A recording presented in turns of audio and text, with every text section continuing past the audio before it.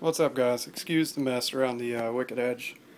Sharpening is a dirty job. Just got done with the 3V SNG, and I wanted to talk a little bit about steel conservation with the there's a Dremel sitting in the background. This is one reason why we're moving, because our place right now, 1,280 square feet. It's pretty big for an apartment or townhome, but not big enough, so we had to bump up the square footage when we moved to Atlanta. But anyway, back to the point of the video. Nice shiny polished bevel. Nice and pretty, right? But it's still sharp. I mean, it's not polished with no bite. This has an incredible amount of bite. I did something different with the strops this time, and instead of going with a good amount of pressure, I went just barely the weight of the strop, and it gave me results like I've never gotten with the Wicked Edge. This thing is incredibly sharp. But I want to talk a little bit about steel conservation. The Wicked Edge book, and most people will tell you to form a burr at 100 grit. That's a huge waste of steel.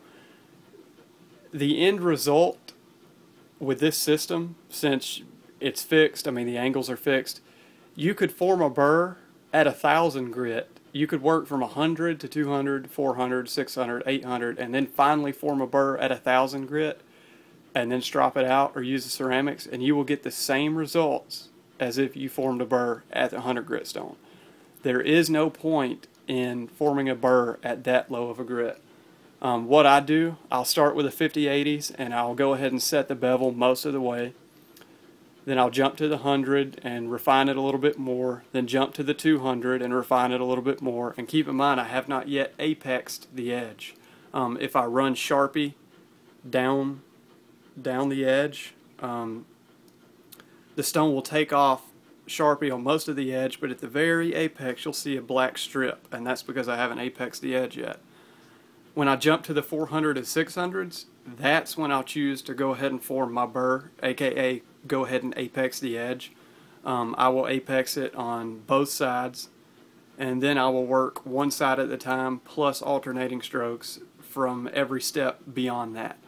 So forming a burr from 100, 200, that's just wasting steel. There's no point in doing that.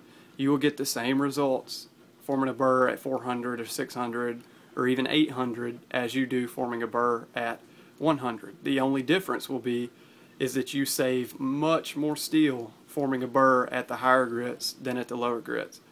A lot of people tell you that it's necessary to form a burr at 100 grit, but it is not. It's absolutely not necessary.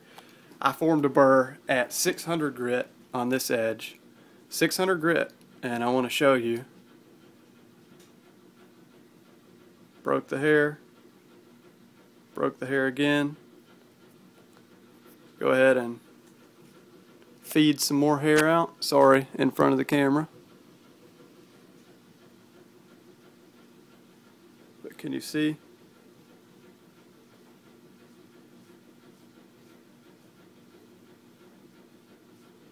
Broke the hair. Broke the hair. Broke the hair. It's hair whittling all the way to the tip, and it will actually, if I could grab the hair with one hand, flip the hair around, and it will break the hair going the opposite way. This edge is on the upper level of sharpness.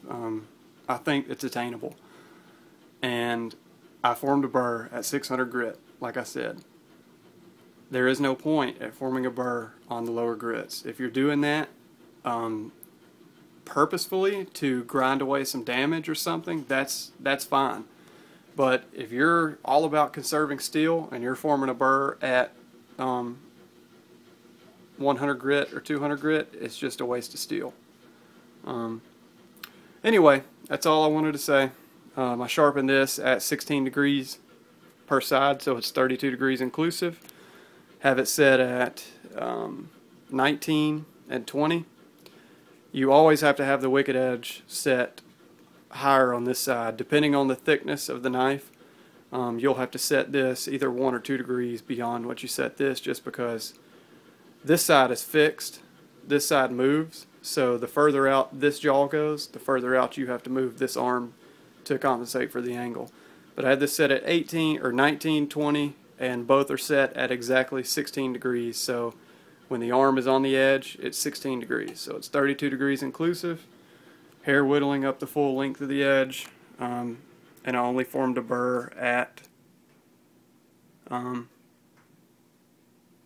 600 grit, like I said. Sorry if you can hear the washing machine in the background. But you can see shiny edge. I mean, everything is perfect. There is no point in forming a burr at that super low grit. Anyway, thanks for watching, guys. I'll see you next time.